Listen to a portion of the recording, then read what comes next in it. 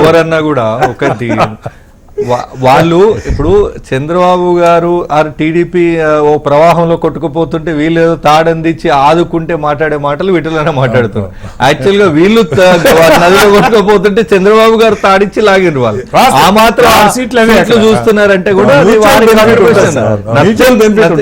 ఏం బెనిఫిట్ ఉంటుంది? 1% ఉన్న ఓట్ షేర్ ఉన్నటువంటి ఈ మాటలు కదా మాట్లాడకూడదు. వాళ్ళు మీరు ఇండివిజువల్ గా పోయినప్పుడు మీ పరిస్థితి ఏందో అక్కడ తెలుసు, ఇక్కడ తెలుసు. నేనేమంటున్నా అంటే చంద్రబాబు గారు గెలిస్తేనేమో ఇది మోడీ ఖాతాలో, ఓడిపోతే స్థానిక పరిస్థితులు. విట్లన్న గారు వర్షం చూసి ఓడిపోతే అక్కడ ఉన్న స్థానిక పరిస్థితులు నేను అనడం కాదు, ఏపీ ప్రజల్ని హానెస్ట్ ఒపీనియన్ పోల్ పెట్టి ఆయన జైలుకు పంపిన దాంట్లో బీజేపీ పరోక్ష సహకారం లేదంటారా? మీరు ఒక్కసారి ఏపీ ప్రజల్ని అడగండి. చంద్రబాబు గారు కూడా ప్రజల ఒపీనియన్ తీసుకునే నిర్ణయం తీసుకుంటారు.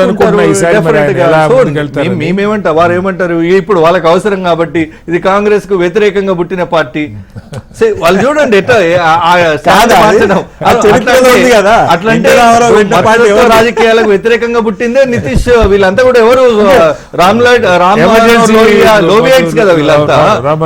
వీళ్ళందరికి వ్యతిరేకంగా ఎవరికి వ్యతిరేకంగా ప్రయత్నం చేసిండ్రు? సోషలిస్ట్ పార్టీలు వీళ్ళ మతాధిపత్యానికి వ్యతిరేకంగానే కదా పోరాటం చేశారు. మరి నితీష్ ఏదో మీ ఇంట్లో పుట్టినట్టు మీ సంఖ్యలో పెరిగిన బిడ్డ అన్నట్టు చెప్తున్నారు ఏంది? సో నేనేమంటున్నా మీ పార్టీ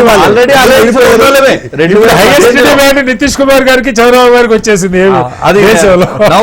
సరే నేను ఒక మాట చెప్తా. అంటే నేను వారు చక్రం తిప్పిన అని చెప్పిన రోజుల్లో నేను రాజకీయాలకి చాలా జూనియర్, నాకు ప్రత్యక్ష అవగాహన లేదు. చరిత్రలో చూసి పేపర్ లో చదివింది. కానీ ఇప్పుడు నిజంగా చక్రం తిప్పే అవకాశం ఉంది చూసారా, అది ఇండియా కూటమితోనే వస్తుంది వారికి. ఆయనకి చాలా మంది ఫారూక్ అబ్దుల్లా గారు లాంటి వాళ్ళు జమ్మూ కాశ్మీర్ లో అందరితో సంబంధాలు ఉన్నాయి. ఈవెన్ దీదీ గాని బెంగాలీ దీదీ గాని వాళ్ళందరూ కూడా మేము కూడా అంతెందుకు చంద్రబాబు గారు అరెస్ట్ అయితే మేము కూడా కండెమ్ చేసినాం కదా సార్.